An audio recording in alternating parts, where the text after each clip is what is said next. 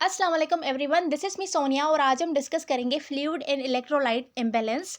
ये chapter second है from adult health nursing one. Okay, so start करते हैं चैप्टर को।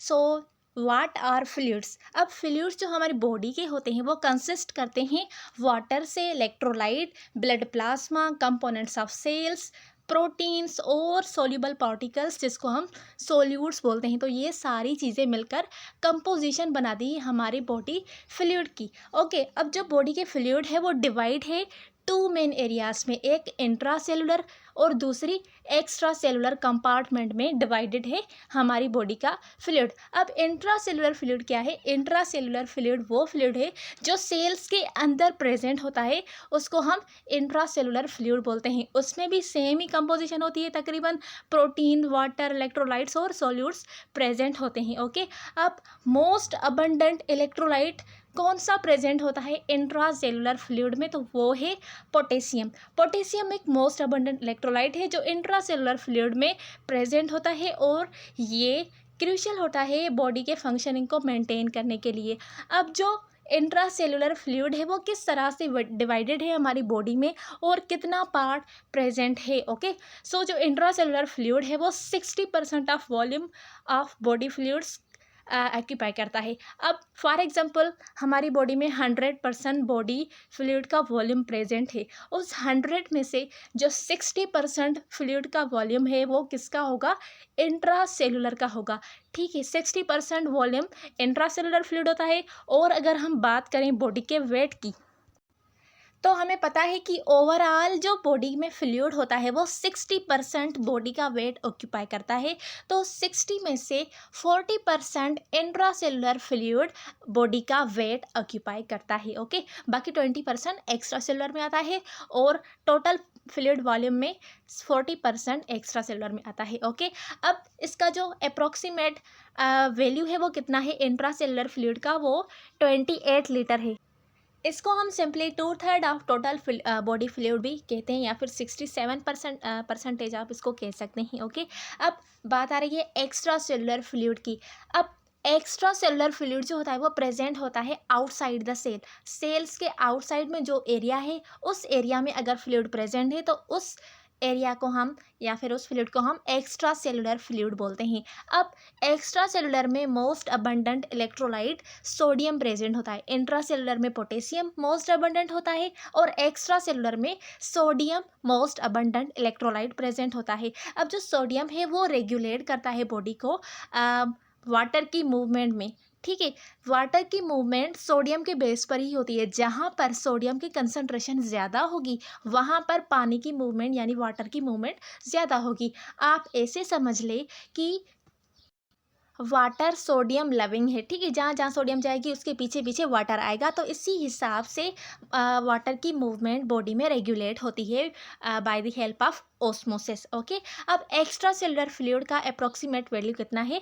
Extra cellular fluid 14 litre present होता है हमारी बॉडी में, जिसमें से 10.5 लीटर इंटरस्टिशियल फ्लूइड होता है। यानी जो सेल्स के सराउंडिंग में फ्लूइड प्रेजेंट होता है उसको हम इंटरस्टिशियल फ्लूइड बोलते हैं। और 3.5 लीटर इंट्रावास्कुलर फ्लूइड होता है, यानी ब्लड वेसल्स में जो फ्लूइड प्रेजेंट होता है उसको हम इंट्रावास्कुलर फ्लूइड बोलते हैं।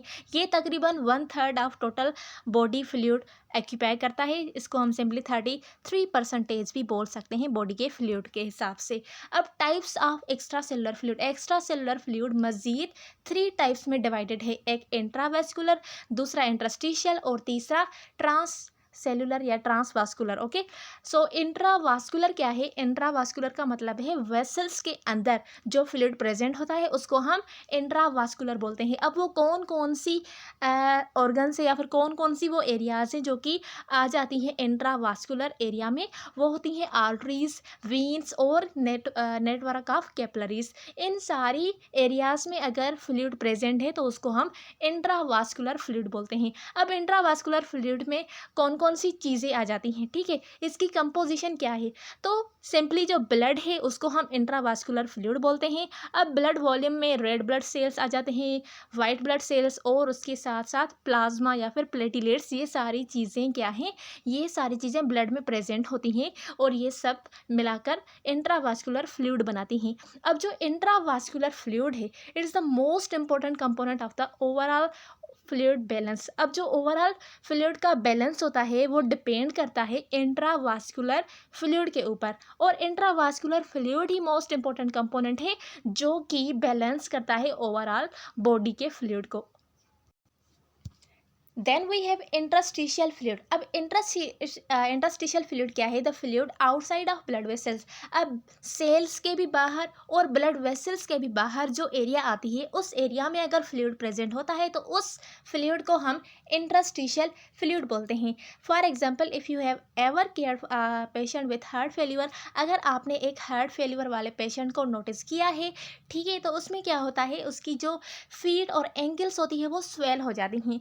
स्वेल क्यों हो जाती हैं, because of the heart failure और रीनल फेल्यूर, उसकी वजह से बहुत ज़्यादा अमाउंट में इंटरस्टिशियल स्पेसेस में फ्लूइड की एक्युमुलेशन हो जाती है, और उस ज़्यादा एक्सेस अमाउंट वाले फ्लूइड को हम एडिमा बोलते हैं। अगर इंटरस्टिशियल स्पेसेस में ज़्यादा अमाउंट हो जाए फ्लूइड की एक्युमुलेशन ज़्यादा हो जाए तो उसको हम एडिमा बोलते हैं। ओके, एडिमा क्या है, it is an abnormal excessive fluid accumulation in the interstitial spaces. Then number third is transcellular fluid. अब ट्रांससेलुलर फ्लूइड प्रेजेंट होता है हमारी कैविटीज़ में। कैविटीज़ छोटी छोटी कैविटीज़ में नहीं बोल रही, बड़ी बड़ी cavities such as cerebrospinal, synovial cavity जिसमें साइनोवियल फ्लूइड प्रेजेंट होता है, इंट्रापेल्यूरल जिसमें पेल्यूरल फ्लूइड प्रेजेंट होता है लंग्स के सराउंडिंग में, और गैस्ट्रो इंटेस्टाइनल सिस्टम, जो भी गैस्ट्रो इंटेस्टाइनल सिस्टम में सिक्रेशन, जूसेस वगैरह, बाइल जूस, ये सारा कुछ जो भी फ्लूइड है वो ट्रांससेलुलर फ्लूइड में आ जाता है। ओके, सो ये 3 टाइप्स थे एक्स्ट्रा सेलुलर फ्लूइड के। नाउ हम थोड़ा सा डिस्कस करते हैं एडिमा को, क्योंकि एडिमा हमारे पास आ रही है टॉपिक में, तो इसीलिए हम इसको थोड़ा डिस्कस कर रहे हैं। तो एडिमा क्या है, एडिमा एक एबनॉर्मल एक्सेसिव फ्लूइड अकुमुलेशन है इन द इंटरस्टिशियल स्पेसेस। अगर ब्लड वेसल्स में ज़्यादा अमाउंट में फ्लूइड की अकुमुलेशन हो जाए या फिर ज़्यादा फ्लूइड हो जाए तो उसको हम एडिमा नहीं बोल सकते। एडिमा हम तभी बोल सकते हैं जब इंटरस्टिशियल स्पेसेस में फ्लूइड की अकुमुलेशन हो जाए। ओके, इसके काजेज़ क्या है, रीनल डिजीज़ की वजह से हो सकती है, प्रेगनेंसी की वजह से एडिमा हो सकती है, सिरोसिस यानी लिवर सिरोसिस की वजह से फ्लूइड की अकुमुलेशन हो सकती है, ब्लड क्लॉट्स की वजह से, ओवर लिम्फेडिमा यानी लिम्फेटिक सिस्टम के सही से काम ना करने की वजह से जो एडिमा होती है वो हो सकती, उसकी वजह से हो सकती है, कार्डियोमायोपैथी और वीनस थ्रोम्बोसिस की वजह से एडिमा हो सकती है। अब एडिमा को हम किस तरह से ग्रेड कर सकते हैं, अगर एडिमा प्रेजेंट ही नहीं है तो उसको हम कैसे ग्रेड करेंगे, उसके जगह पर हम एब्सेंट लिख देंगे। ओके, फॉर एग्जांपल आपके पास आपको माइल्ड बोथ फीट्स पर थोड़ी थोड़ी और एंकल्स पर सूजन महसूस हो रही है तो उसको आप 1 पॉजिटिव ग्रेड देंगे। फिर दूसरी बात, अगर मॉडरेट बोथ फीट पे प्लस में लोअर लेग्स, हैंड्स और लोअर आर्म्स में भी एडिमा है तो आप उसको 2 ग्रेड देंगे, 2 positive grade sign. Okay, then अगर आपको सिवियर और जनरलाइज्ड यानी पूरी बॉडी में आपको सूजन है, बायलेटरल पिटिंग एडिमा, बायलेटरल यानी दोनों साइड्स पर पिटिंग एडिमा, पिटिंग एडिमा का मतलब होता है जब आप एडिमा वाली एरिया पर प्रेस करें तो वहाँ पर जो एरिया है वो डाउन हो जाए, डिप्रेस हो जाए, तो उसको हम पिटिंग एडिमा बोलते हैं। एक होती है पिटिंग एडिमा और दूसरी होती है non pitting oedema. Non pitting oedema में क्या होता है कि जो फ्लूइड होता है वो हमारी प्रोटीन्स में होल्ड हो जाता है। ठीक है, जब हमारी प्रोटीन्स फ्लूइड को होल्ड कर देती है तब हम अगर प्रेस भी करते हैं उस एरिया पर तो वहाँ पर पिटिंग नहीं बनती, तो इसीलिए उसको हम नॉन पिटिंग एडिमा बोलते हैं। ओके, सो जनरलाइज्ड एडिमा में हमारे बोथ फीट्स, लेग्स, आर्म और फेस पूरे आ जाते हैं, तो इसीलिए इसको हम 3 ग्रेड्स देंगे। ठीक है, 3 पॉजिटिव साइंस, इस तरह से हम इसको ग्रेडिंग करेंगे। अब साइन और सिम्टम्स क्या हो सकते हैं इसके, स्वेलिंग और puffiness of the tissue right under the skin, specially in legs और आर्म्स। लेग्स और आर्म्स में स्वेलिंग और पफीनेस हो सकता है, स्ट्रेचड और शाइनी स्किन हो सकती है, skin that hold a dimple also known as pitting after it's been depressed और प्रेस्ड फॉर फ्यू सेकंड। ठीक है, पिटिंग एडिमा हो सकती है जब आप उस एरिया को प्रेस करते हैं और कुछ सेकंड्स के लिए, और उसके बाद आप छोड़ देते हैं तो वहाँ पर एक पिट बन जाता है। और swelling of your belly also called the abdomen, so that's bigger than usual. आपका जो एब्डोमेन होगा वो यूजुअल के तौर से बहुत ज़्यादा बिगर हो जाएगा, ठीक है, स्वेल हो जाएगा। और उसके अलावा आपको फीलिंग ऑफ लेग हैवीनेस, आपको अपनी टांगें भारी भारी लगेगी। तो ये सारी साइन और सिम्टम्स हैं किसकी, एडिमा की। ओके, तो नाउ हम देखें फ्लूइड इम्बैलेंस। सो जो चैप्टर का नाम है वो क्या है, फ्लूइड एंड इलेक्ट्रोलाइट इम्बैलेंस। तो इस वीडियो में हम ओनली फ्लूइड्स के इम्बैलेंस को डिस्कस करेंगे। नेक्स्ट लेक्चर में हम इलेक्ट्रोलाइट्स के इम्बैलेंस को डिस्कस करेंगे। सो फ्लूइड इम्बैलेंस में 2 टाइप्स आ सकते हैं, एक होता है एक्सेसिव फ्लूइड वॉल्यूम और दूसरा होता है डिक्रीज्ड फ्लूइड वॉल्यूम या फिर फ्लूइड वॉल्यूम डेफिशिट, जिसको हम हाइपोवोलीमिया बोलते हैं, और एक्सेसिव फ्लूइड वॉल्यूम को हम हाइपरवोलीमिया बोलते हैं। हाइपर का मतलब होता है ज़्यादा और वॉल्यूमी का मतलब होता है वॉल्यूम, ठीक है। ज़्यादा अमाउंट में फ्लूइड हो जाना हमारी ब्लड वेसल्स में, उसको हम हाइपरवोलीमिया बोलते हैं। सो डेफिनेशन पर देखते हैं इसके ऊपर। It occurs when there is increased fluid retain in the intravascular compartment. अब यहाँ पर आपने फोकस करना है, एडिमा अलग चीज़ है। एडिमा में इंटरस्टिशियल स्पेसेस में फ्लूइड अकुमुलेट हो रहा था, लेकिन हाइपरवोलीमिया में इंट्रावास्कुलर कंपार्टमेंट में फ्लूइड की अकुमुलेशन ज़्यादा हो रही है। जो हमारी ब्लड वेसल्स है उनमें ज़्यादा अमाउंट में अगर फ्लूइड रिटेन होकर रहता है तो उसको हम हाइपरवोलीमिया बोलते हैं। Patient at risk for developing excessive fluid volume are those with the following condition. अब नीचे वो सारी कंडीशन है जो रिस्क पर, पेशेंट को रिस्क पर बनाती है कि वो हाइपरवोलीमिया एक्सपीरियंस कर सके। वो कौन कौन सी कंडीशन है, हार्ट फेल्यूर की वजह से हाइपरवोलीमिया हो सकता है, किडनी फेल्यूर की वजह से हाइपरवोलीमिया हो सकता है। वो किस तरह से कि किडनी का काम क्या होता है, वो एक्सेसिव फ्लूइड को एक्सक्रिएट आउट करती है in the form of urine. अगर किडनीज अपना काम सही से परफॉर्म नहीं करेगी तो जो भी हम वाटर ड्रिंक करेंगे तो वो हमारी बॉडी में रिटेन होकर रहेगा, बाहर नहीं जाएगा, बाहर एक्सक्रिएट आउट नहीं होगा। तो इसकी वजह से भी हाइपरवोलीमिया हो सकती है। लिवर सिरोसिस की वजह से और प्रेगनेंसी की वजह से हाइपरवोलीमिया हो सकती है। ओके, इसके साइन और सिम्टम्स देखें तो साइन और सिम्टम्स में fluid overload including pitting oedema.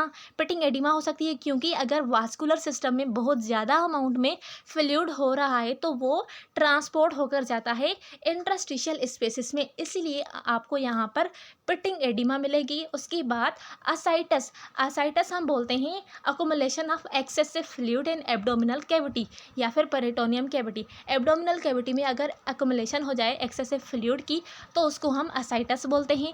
Then dyspnea and crackles from fluid in the lungs. अब क्या होता है, हाइपरवोलीमिया की वजह से हमारे लंग्स में फ्लूइड अकुमुलेशन हो जाता है और उसकी वजह से उस पेशेंट को सांस लेने में डिफ़िकल्टी होगी। और जब हम उस पेशेंट को स्टेथोस्कोप से उसके लंग्स साउंड को हियर करेंगे तो हमें क्रैकल साउंड मिलेंगे जो कि फ्लूइड की वजह से होती हैं। जब लंग्स में फ्लूइड हो जाता है तो उसके बाद में हमें क्रैकल साउंड सुनने में मिलते हैं। अब ट्रीटमेंट्स क्या है इसकी ट्रीटमेंट डिपेंड करती है कि फ्लूइड के रिटेन होने का काज क्या है, कौन से काज की वजह से फ्लूइड बॉडी में ज़्यादा रिटेन हो रहा है। आइदर वो सोडियम की वजह से हो रहा है या फिर वो किडनी डिजीज़ की वजह से हो रहा है या फिर जो हमने पहले डिजीज़ कंडीशन पढ़ी उसकी वजह से हो रहा है। ओके, तो ये काज आइडेंटिफाई करके उसके बाद ही हम उसकी ट्रीटमेंट करेंगे। तो जो भी हाइपरवोलीमिया वाले पेशेंट्स होते हैं उनको हम सोडियम और प्लस में फ्लूइड रिस्ट्रिक्ट करेंगे, क्योंकि हमें पता है कि अगर सोडियम की लेवल हाई होगी तो वाटर भी हाई होगा और वो बाहर नहीं जाएगा। तो इसीलिए हम सोडियम और फ्लूइड, क्योंकि फ्लूइड तो पहले से ही हाइपर पड़ा है, ठीक है, बहुत ज़्यादा अमाउंट में ओवरलोड फ्लूइड प्रेजेंट है, तो हम फ्लूइड और सोडियम को रिस्ट्रिक्ट करेंगे। ओके, और इसके अलावा हम उसको डाययूरेटिक्स देंगे। डाययूरेटिक्स क्या करते हैं, ये एक्सेसिव जो फ्लूइड होता है उसको एलिमिनेट करते हैं। ओके, तो डाययूरेटिक्स की मदद से जो भी एक्सेसिव फ्लूइड प्रेजेंट है वो बॉडी से एलिमिनेट हो जाएगा। तो इस तरह से इसकी हम ट्रीटमेंट करेंगे। देन उसके बाद ही हमारे पास हाइपोवोलीमिया या फिर डिहाइड्रेशन। अब हाइपोवोलीमिया और डिहाइड्रेशन को आपने मिक्स नहीं करना और ना ही इनमें से कंफ्यूज होना है। Okay, hypovolaemia is an other term and dehydration is an other term. Okay, अब हाइपोवोलीमिया को हम डेफिशिएट फ्लूइड वॉल्यूम या फिर फ्लूइड वॉल्यूम डेफिशिएट भी बोलते हैं। Also refer to a hypovolemia dehydration occurs when loss of fluid is greater than fluid input. अब इसमें क्या होता है, हम जितना फ्लूइड इनटेक नहीं करते, जितना फ्लूइड फॉर एग्जांपल इनटेक करते हैं उससे ज़्यादा हम फ्लूइड को एलिमिनेट करते हैं, उसको लॉस करते हैं। इसको ही सिंपली हम हाइपोवोलीमिया बोलते हैं। या फिर आप ऐसा कह लें कि इंट्रावास्कुलर सिस्टम, इंट्रावास्कुलर जो फ्लूइड है उसका फ्लूइड पहले नॉर्मल लेवल से डिक्रीज हो गया है, तो उसको भी हम हाइपोवोलीमिया बोलते हैं। इसकी इटियोलॉजी यानी इसके काजेस क्या है, कौन सी वजह से हाइपोवोलीमिया हो सकती है। इसका मेन काज है डायरिया। ठीक है, डायरिया में हम ज़्यादा अमाउंट में फ्लूइड को लॉस करते हैं। वोमाइटिंग में भी हम ज़्यादा फ्लूइड लॉस करते हैं। Excessive sweating, fever and poor oral fluid intake, अगर हम ज़्यादा अमाउंट में फ्लूइड भी इनटेक नहीं कर रहे तो उसकी वजह से हाइपोवोलीमिया हो सकती है। अब डिहाइड्रेशन देखें तो डिहाइड्रेशन में क्या होता है। अब हाइपोवोलीमिया और डिहाइड्रेशन में कौन सा डिफरेंस है। हाइपोवोलीमिया में फ्लूइड के साथ साथ इलेक्ट्रोलाइट्स का भी लॉस होता है, उसको हम हाइपोवोलीमिया बोलते हैं। लेकिन डिहाइड्रेशन में alone only and only water का लॉस होता है with increase level of sodium serum. Serum की जो सोडियम लेवल है वो इंक्रीज हो जाती है और ओनली वाटर लॉस होता है, इसको हम डिहाइड्रेशन बोलते हैं। ओके, तो इन दोनों वर्ड में आपने कन्फ्यूज नहीं होना।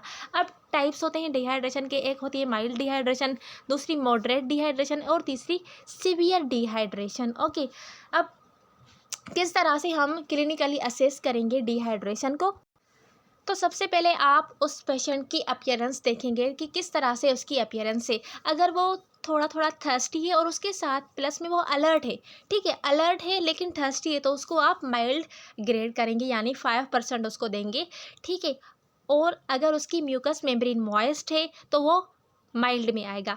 पल्स नॉर्मल होनी चाहिए, आइज़ की मूवमेंट नॉर्मल होनी चाहिए, एंटीरियर फोंटानेल और स्किन टर्गर बीपी ये सारी चीज़ें नॉर्मल होनी चाहिए। सिंपली उसको थर्स्ट होनी चाहिए। ओके, थर्स्टी पेशेंट आपको दिखे तो उसको आप माइल्ड ग्रेड देखें। अगर मॉडरेट अप जो है वो किस तरह से उसको आप ग्रेड करेंगे। जो पेशेंट होगा पहले तो थर्स्टी होगा और दूसरी तो अलर्ट नहीं होगा, वो लेथार्जिक होगा, थका थका सा होगा, और उसकी जो म्यूकस मेम्ब्रेन है वो ड्राई होगी और उसकी जो पल्स रेट है वो रैपिड होगी, आइज़ उसकी सनकिन होगी, एंटीरियर फोंटानेल भी सनकिन होगा और स्किन टर्गर या तो नॉर्मल हो सकता है या तो रिड्यूस हो सकता है, लेकिन जो बीपी होता है वो नॉर्मल होता है। ठीक है, तो जो ये सारी अगर सिम्टम्स आपको मिलती हैं तो उसको आप मॉडरेट ग्रेड देंगे यानी 7.5% आप उसको डिहाइड्रेशन में कंसिस्ट करेंगे। ओके, और अगर उसको सीवियर होगी तो किस तरह से आप उसको देख के ही पहचान लोगे, तो उसकी जो अपीयरेंस होगी वो ड्राउजी होगी।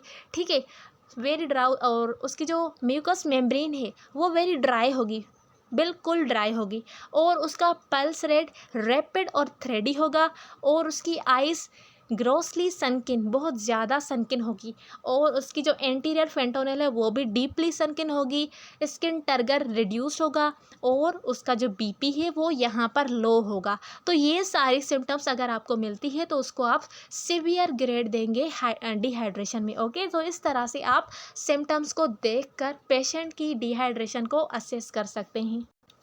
Now who can be higher risk for dehydration. अब वो कौन से बंदे हैं, कौन से वो ह्यूमन्स हैं जो हायर रिस्क पर हैं डिहाइड्रेशन के लिए। सबसे पहले तो है ओल्डर एडल्ट्स। अब जो ओल्डर एडल्ट्स हैं उनमें फ्लूइड का अमाउंट कम होता है as compare to younger adults. ठीक है, यंगर या फिर जो एडल्ट्स हैं। ठीक है, और जो इन्फेंट और चिल्ड्रेंस हैं उसमें भी डिहाइड्रेशन हो सकता है, क्योंकि जो इन्फेंट और चिल्ड्रेन है वो खुद इतना ज़्यादा अमाउंट में पानी नहीं पीते जब तक हम उनको खुद ना पिलाएं। ठीक है, तो इसकी वजह से वो भी रिस्क पर होते हैं डिहाइड्रेशन के लिए। Patient with chronic disease such as diabetes mellitus और किडनी डिजीज़, ये दोनों कंडीशन भी रिस्क करवा सकती हैं डिहाइड्रेशन के लिए। पेशेंट टेकिंग डायूरेटिक्स, अब डायूरेटिक्स का फंक्शन हमें पता है कि डायूरेटिक्स क्या करते हैं, ये एक्सेसिव फ्लूइड यानी जो भी फ्लूइड है बॉडी का उसको लॉस करवाते हैं, बॉडी से बाहर निकालते हैं, एलिमिनेट करते हैं। अगर पेशेंट डायूरेटिक्स पर है तो उसका जो बॉडी का फ्लूइड है वो लॉस होता जाएगा, जिसकी वजह से वो डिहाइड्रेट होता जाएगा। और उसके अलावा ये क्या काज करता है, increase urine output. Individual who exercise और work outdoor in hot weather, अब जो मज़दूर होते हैं वो हॉट वेदर में काम करते हैं बाहर, तो उसमें भी रिस्क है डिहाइड्रेशन होने का। ओके, ना इसके साइन और सिम्टम्स देखें एडल्ट में। सो साइन एडल्ट्स में इसके साइन और सिम्टम्स हमें फीलिंग वेरी थर्स्टी, जो एडल्ट होगा वो फीलिंग वेरी थर्स्टी होगा, उसका माउथ ड्राई होगा, हेडेक हो सकता है, उसकी ड्राई स्किन होगी, और urinating and sweating less than usual. अब जो उसका यूरिनेटिंग और स्वेटिंग वाला प्रोसेस है वो यूजुअल से कम होगा, और उसका जो यूरिन की कंसंट्रेशन होगी वो डार्क होगा और कंसंट्रेटेड होगा, और वो टायर्ड खुद को महसूस करेगा, उसका मेंटल स्टेटस चेंज होगा, और डिजीनेस होगी उसको due to decrease blood pressure, और उसकी जो पल्स रेट है वो क्या होगी, ट्रेकिकार्डिया होगी। ओके, यानी इंक्रीज पल्स रेट होगी। अब इन्फेंट्स में हम देखें या फिर यंगल चिल्ड्रेंस में हम साइन और सिम्टम्स देखें तो एडिशनल साइन और symptoms of dehydration include following, crying without tears. अब उस बच्चे में पानी की कमी है, हाइपोवोलीमिया वाला है, तो जब वो क्राई करेगा तो कहाँ से टीयर आएंगे, पानी है ही नहीं तो टीयर्स कहाँ से बनेंगे। Okay, no wet diaper for 3 hours और मोर, 3 घंटे या 3 घंटे से ज़्यादा होने के बाद भी वो डायपर गीला नहीं करेगा। और बीइंग अनयूजुअली स्लीपी और ड्राउजी, पहले से वो स्लीपी लगेगा और ड्राउजी लगेगा, इरिटेबिलिटी होगी, उसको बेचैनी होगी, और उसकी जो आइज़ है वो सनकिन आपको देखने को मिलेगी। और उसका जो फोंटानेल है, फोंटानेल जो हमारे ब्रेन का अपर वाला पार्ट है, जो हमारे फ्रंटल लोब है उसके ऊपर फोंटानेल प्रेजेंट होता है, वो सनकिन मिलेगा आपको। ओके, तो ये सारे सिम्टम्स आपको इन्फेंट या फिर यंग चिल्ड्रेंस में मिलेंगी। तो ये आई होप कि आपको क्लियर होंगे हाइपोवोलीमिया और हाइपरवोलीमिया। नाउ हम टाइप्स ऑफ फ्लूइड को डिस्कस करें। सो 3 टाइप्स ऑफ फ्लूइड होते हैं, isotonic, hypertonic and hypotonic. Okay, according to their solubility. अब आइसोटोनिक फ्लूइड क्या है, आइसो का मतलब होता है सेम और टोनिक का मतलब होता है कंसंट्रेशन, यानी फ्लूइड की कंसंट्रेशन सेल के अंदर और सेल के बाहर सेम ही हो, या फिर इंट्रावास्कुलरली और इंटरस्टिशियल स्पेसेस में भी फ्लूइड की कंसंट्रेशन और उसकी जो कंपोजिशन है वो सेम हो, उसको हम आइसोटोनिक सॉल्यूशन बोलते हैं। So these are IV fluids that have similar concentration of dissolve particle as blood, जैसे ब्लड में पार्टिकल्स होते हैं वैसे ही फ्लूइड्स की कंसंट्रेशन भी सेम हो, उसको हम आइसोटोनिक सॉल्यूशन बोलते हैं। अब इसका एग्जांपल क्या है आइसोटोनिक आईवी सॉल्यूशन का, इसमें 0.9% नॉर्मल सेलाइन या फिर सोडियम क्लोराइड प्रेजेंट होती है। Okay, then hypotonic solution. अब हाइपो का मतलब है कम और टोनिक का मतलब है कंसंट्रेशन, यानी जो ब्लड की कंसंट्रेशन है उससे कम आईवी सॉल्यूशन को हम हाइपोटोनिक सॉल्यूशन बोलते हैं। This solution have lower concentration of dissolve solute than blood. An example of hypotonic IV solution is 0.45% saline, यानी इसमें 0.45 सोडियम क्लोराइड प्रेजेंट होता है। अब दिस imbalance cause osmotic movement of water from intravascular compartment into intracellular spaces। अब इसमें क्या होता है कि अगर सेल्स के अंदर फ्लूइड की कंसंट्रेशन ज़्यादा है और हम हाइपोटोनिक सॉल्यूशन दे रहे हैं जो जिसमें पहले ही सॉल्यूट्स की कंसंट्रेशन कम है, तो हमें पता है कि जो सोडियम वाटर है वो जहाँ पर सोडियम की कंसंट्रेशन ज़्यादा होती है, जहाँ पर सॉल्यूट्स की कंसंट्रेशन ज़्यादा होती है, फ्लूइड की मूवमेंट वहाँ पर होती है। अब इंट्रावास्कुलरली तो फ्लूइड की जो कंसंट्रेशन है वो डिक्रीज है, लेकिन इंट्रासेलुलरली उनकी कंसंट्रेशन इंक्रीज है। तो इससे क्या होगा कि जो फ्लूइड इंट्रावास्कुलर या फिर इंटरस्टिशियल स्पेसेस में प्रेजेंट है वो शिफ्ट होगा इंट्रासेलुलर स्पेसेस में, यानी बाहर से वो मूव करने लगेगा सेल्स के अंदर। जैसे आप इस डायग्राम में देख सकते हैं कि H2O यानी वाटर सेल के अंदर मूव कर रहा है, तो ये क्या काज कर सकता है, ये डिहाइड्रेशन काज कर सकता है बाहर,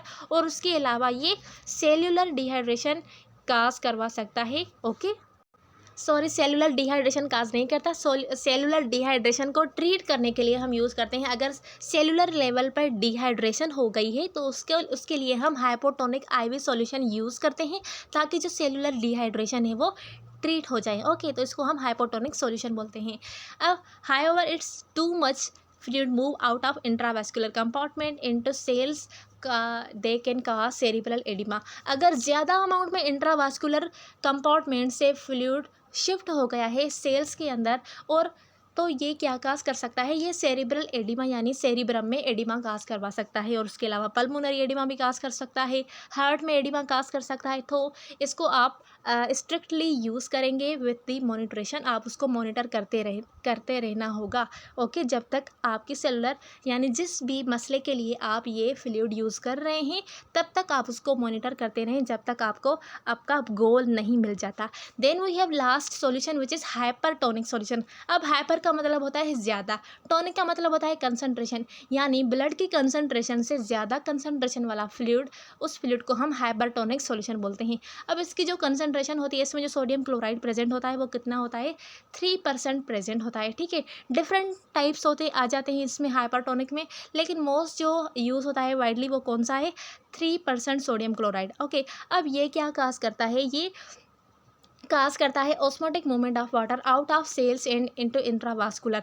अब इसमें क्या होता है, हम इंट्रावास्कुलरली ज़्यादा कंसंट्रेशन वाला फ्लूइड दे रहे हैं, तो जो कम कंसंट्रेशन वाला फ्लूइड है वो बाहर आएगा, क्योंकि बाहर सोल्यूट्स की कंसंट्रेशन ज़्यादा है, इसीलिए जो भी फ्लूइड है सेल्स के अंदर वो बाहर आएगा इंट्रावास्कुलर स्पेसेस में, और सेल्स डिहाइड्रेट होना स्टार्ट कर जाएंगे, श्रिंक होंगे। ठीक है, अब जो हाइपरटोनिक सॉल्यूशन है वो हम किस लिए यूज़ करते हैं, कौन सी चीज़ को ट्रीट करने के लिए यूज़ करते हैं, अगर ब्लड वॉल्यूम डेफिशिएंट है यानी हाइपोवोलीमिया वाला पेशेंट है, उसको हम हाइपरटोनिक सॉल्यूशन देते हैं, ताकि जो फ्लूइड सेल्स के अंदर ज़्यादा अमाउंट में प्रेजेंट है वो बाहर आ जाए और ब्लड के सॉल्यूट्स को डाइल्यूट करे। ओके, जैसे कि इस डायग्राम में आप देख सकते हैं कि किस तरह से मूवमेंट हो रही है। ओके, सो ये बेसिक कंसेप्ट था फ्लूइड वॉल्यूम इम्बैलेंस का, जिसमें हमने हाइपोवोलीमिया को डिस्कस किया। उसके साथ साथ हमने आईवी फ्लूइड्स को डिस्कस किया, जिसमें आइसोटोनिक, हाइपोटोनिक और हाइपरटोनिक सॉल्यूशन आ गए। ओके, आई होप कि आपको वीडियो आज वाली समझ आई होगी। अगर वीडियो समझ आई हो तो वीडियो को लाइक और सब्सक्राइब करना ना भूलिएगा। मिलते हैं अगले वीडियो में, तब तक के लिए अल्लाह हाफिज़।